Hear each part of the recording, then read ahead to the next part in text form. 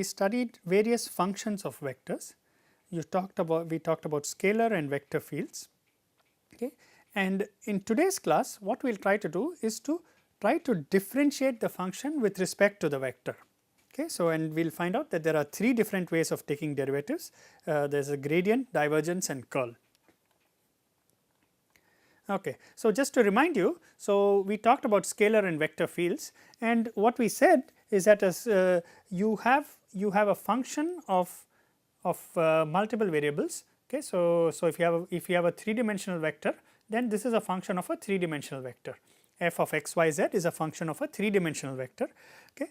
You can write this as f of r, and what you want to imagine is something like a derivative of this function with respect to this vector. So, something like this. Okay. So, this is what you want to think about. You want to think about something like a df by dr, where r is a vector. Now this will be different. So, it turns out that there are many ways to define this derivative, and it would be different if f were part of a vector field. So, if instead of having a scalar field you have a vector field, then how would you think of differentiation with respect to this differentiation of the vector field with respect to a vector. So, how do you think about these?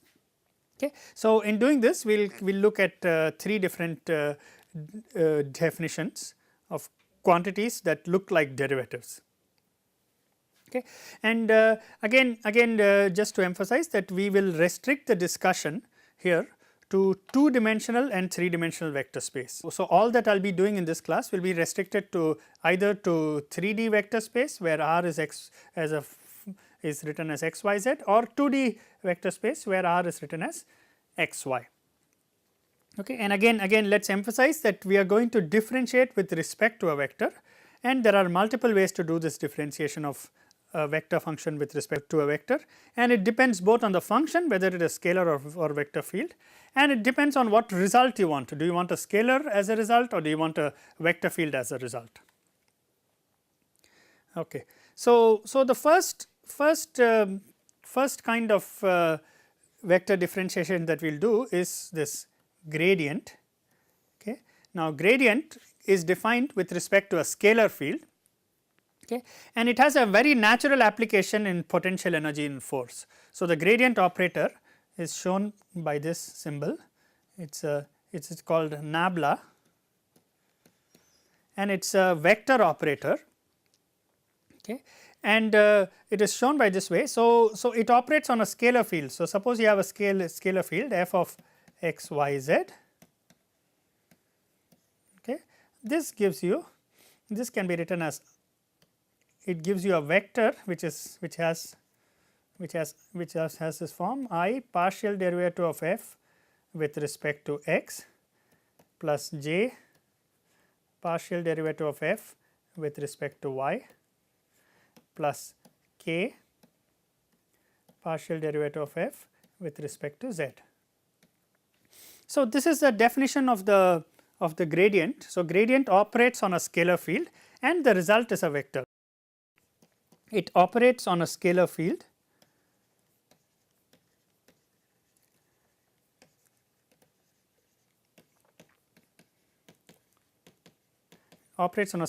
f of x y z and gives a vector. Okay, and that is denoted by grad f, and this gradient is a vector field. So, it is a vector field grad f, and this depends on x y z. So, each of the components has a dependence on x y z. All right.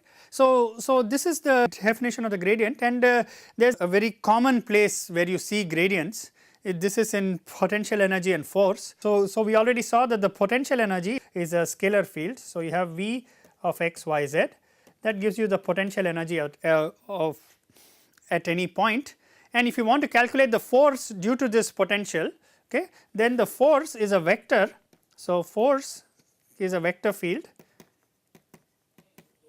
Okay, this is written as negative gradient of the potential. Okay. So it takes the scalar field which is the potential and converts it to a vector field which is the force, and the operation which converts it is the negative times the gradient. Okay. So this is a very common application, and we see this in quantum mechanics regularly. Okay. So now what is meant by the gradient? Okay. Now in order to interpret the gradient, we will just consider a function of two variables x, y. So suppose you have a function of two variables, okay, then how do you imagine the gradient? Okay. So the gradient of f, this is given by I dou f by dou x plus j dou f by dou y. Okay. So it is a two dimensional vector space. So this is what the gradient looks like. So how do you interpret this gradient? Okay. Now in order to do this, now there are three different ways you can interpret. One of them is what is called a directional derivative. Okay. So just to motivate this, let us consider, suppose you have a function of one variable. Okay. So suppose you have x, then you can, then this function of one variable f of x. Okay. I can just plot it like this, and if you take df by dx, so at this point x, if you calculate df by dx, okay, then you know that df by dx gives you the slope of the tangent to this curve at this point. Okay. So just to remind again, this is my function f of x, this is a plot of the function, and what I want to say is that you understand the derivative as the slope of this curve. Okay. So the slope of the graph of the function at a point gives you the derivative at that point. So suppose I want to calculate so you will say that the derivative at this point, for example, is 0, because the slope of the function here is 0. So the derivative here will be 0. Okay. Here the derivative will be positive, here in this case the derivative will be negative. Okay. And you can calculate the derivative using the slope of the tangent. Now the gradient is in some ways extending this idea to functions of more than one variable. So suppose you have a function of more than one variable. Okay. Now it is slightly more difficult to draw. Okay, but what I will show is I will try to do this. So if you have the x axis and you have the y axis, okay, and what I will do is so imagine this is the xy plane which is perpendicular to the plane of this paper, and I will draw the function on the third direction, and now for every given value of x and y, this function has some value. Okay. So if you connect all those values of the function, you will get a surface. Okay, and I will show this in blue. So this is my surface which represents f.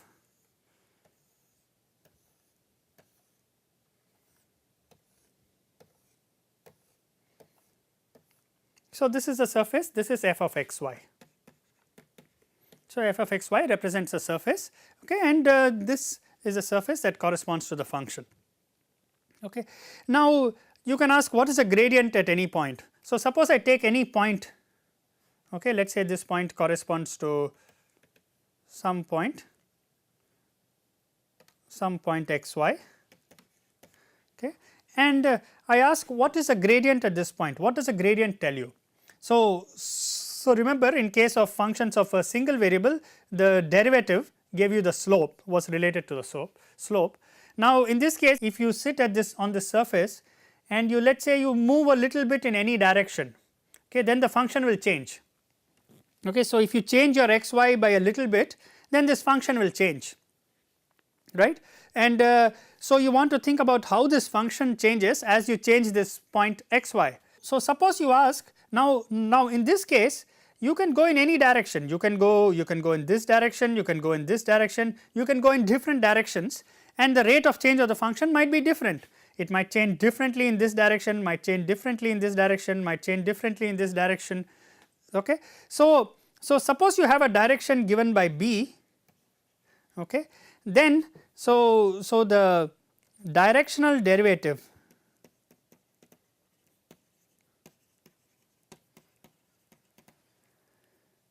of f of x y along b direction,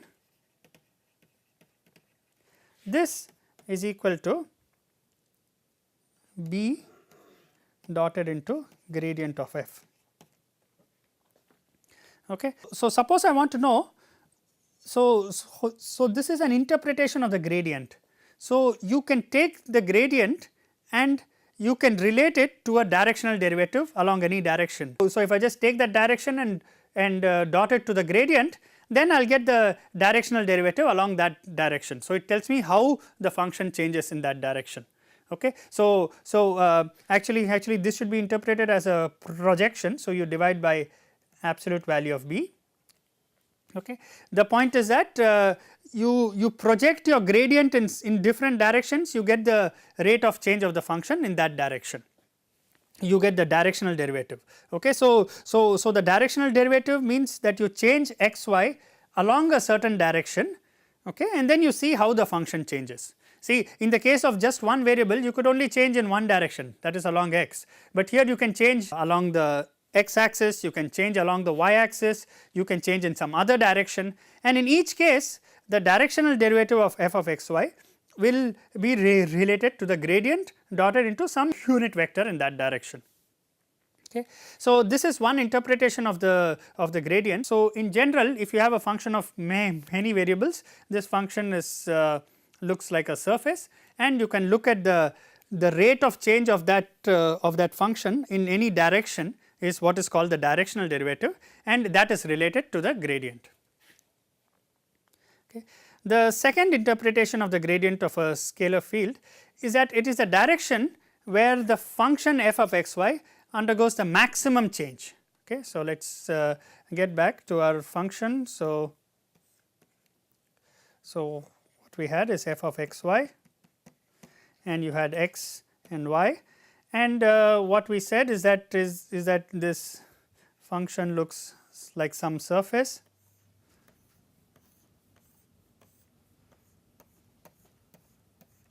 and what we said is that if you look, if you take at any point, okay, any point which in the x y plane. So, this is some point and the function has some value at that point, okay, and you look in all directions, you look in all the directions, and you let us say you decide that the function is changing most rapidly in this direction. So, this is the direction of maximum change of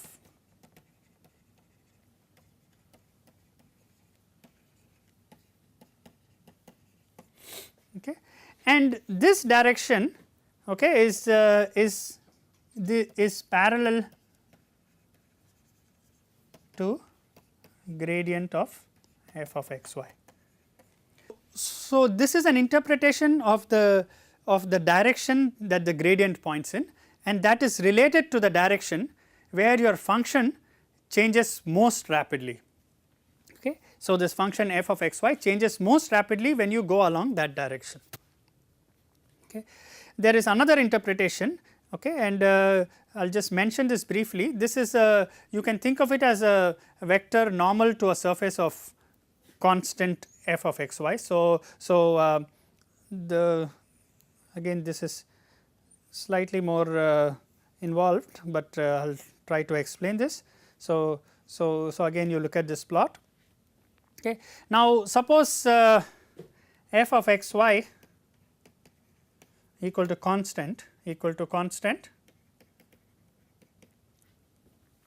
So, suppose you put f of x y equal to constant. Okay. Now, this will give you this will give you some relation between x and y.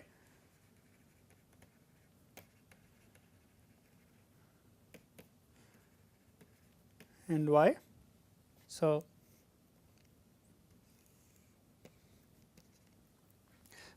a surface of constant x y, f of x y is constant, okay, then it will be some line like that. okay. I depending on what this function is, it will be some graph in the xy plane. Okay. Now, if I change the value of this constant, then I will get another graph.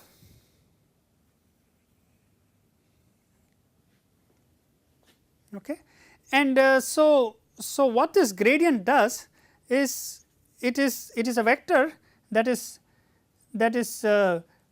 so at any point, okay, at any point you have this surface of constant f of x y, okay, and the gradient is actually normal to this surface. So, this is the direction of gradient. So, this is f equal to constant. So, f equal to constant will refer to different curves. So, at any point the gradient is actually perpendicular to these, it takes a direction that is perpendicular to this f of x y equal to constant surface. Okay. In this case, surface refers to a curve. Okay. So, this is the other interpretation of the gradient. So, essentially there are three ways to interpret the gradient. You can think of it as the directional derivative. Okay. So, it tells you how this function changes in a certain direction, okay, or you can think of it as the direction where the change of function is maximum, that is actually parallel to the direction of the gradient. Okay. And then you can also think of the direction of a gradient as perpendicular to this surface where surface of constant f of x y. Okay. So, these are the three interpretations of the gradient. Okay. Now, the next object that we will define is called the divergence, okay, and the divergence is defined with respect to a vector field. So, suppose you had a vector field, I will just say V of x y z, okay. Then the divergence of a vector field is denoted by the nabla dotted, this is a dot product into V, okay, and this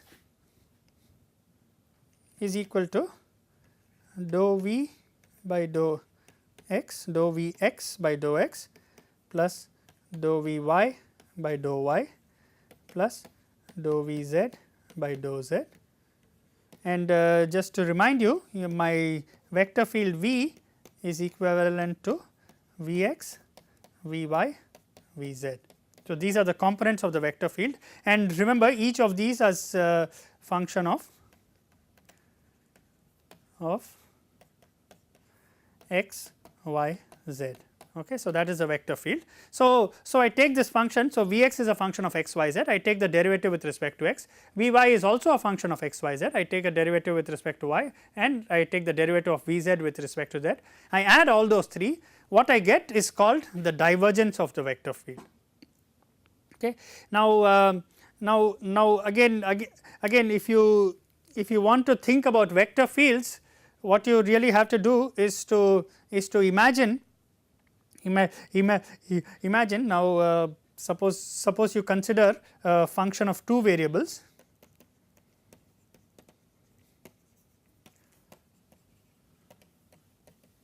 Okay. Then what does a vector field look like? So, you have x and y, okay, and what the vector field says is that at any point here, okay, you have a vector field. This is my V, this is x y. So, at this point x y, you have a vector V of x y. Similarly, at some other point you have V. So, at every point in space you have a vector, which is what tells you the vector field. So, a vector field looks like you can think of it as a collection of vectors, okay. So, collection of arrows pointing in different directions, okay, based on the direction of the vector field. Okay. So, what the divergence is actually related to the properties of this vector field. So, if you see that around some point there is a net inflow or outflow of arrows, then the divergence will be non-zero. If there is no net inflow or outflow of arrows, then the divergence will be 0. Okay. So, suppose we had v of x y is equal to x I plus y j. Okay. Then you can immediately calculate the divergence of v, del dot v is equal to, so what you will get is dx by dx plus dy by dy is equal to 2. Okay. And the divergence is non-zero. Now if you imagine looking at this vector field, what you will see is that at every point the arrow will point radially outwards. Okay. So the divergence is non-zero. Okay. Now so the divergence of a vector field is actually a scalar field. Okay. In this particular case that we considered, we just got 2, a number, but in general it is a scalar field, because each of these quantities, each of the Vx, Vy and Vz, they depend on x, y, z. So each of these terms in the divergence depends on x, y, z. So the divergence of a vector field is actually a scalar field. So this is a scalar field.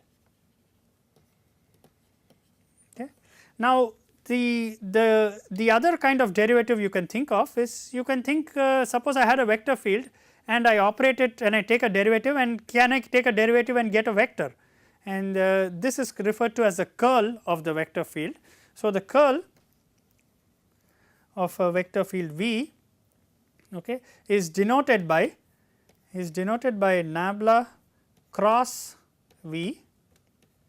Okay. So and this is a vector field. Okay. And obviously since it is a cross, it is specific to 3 dimensions. Okay. So the definition of curl is specific to 3 dimensions, and you can write del cross V is equal to, you can write it in this form, I j k d by dx, d by dy, d by dz, just like a dot product, just like the usual cross product, Vx, Vy, Vz. Okay. And usually curl, if you have a vector field, then the curl actually tells you about the rotational properties. So if you have a vector field that looks like various arrows pointing in different directions. Okay. So if this is my xy axis and this is the vector field that I have, then the curl refers to the rotational properties of this vector field. Okay. We will not talk too much about curl, okay, but I just wanted to emphasize that there are different ways of taking derivatives with respect to a vector. Okay. So in the next class, what I will try to do is try to work out some problems, okay, where we apply all these concepts of vectors, vector functions, vector derivatives, vector products, etc.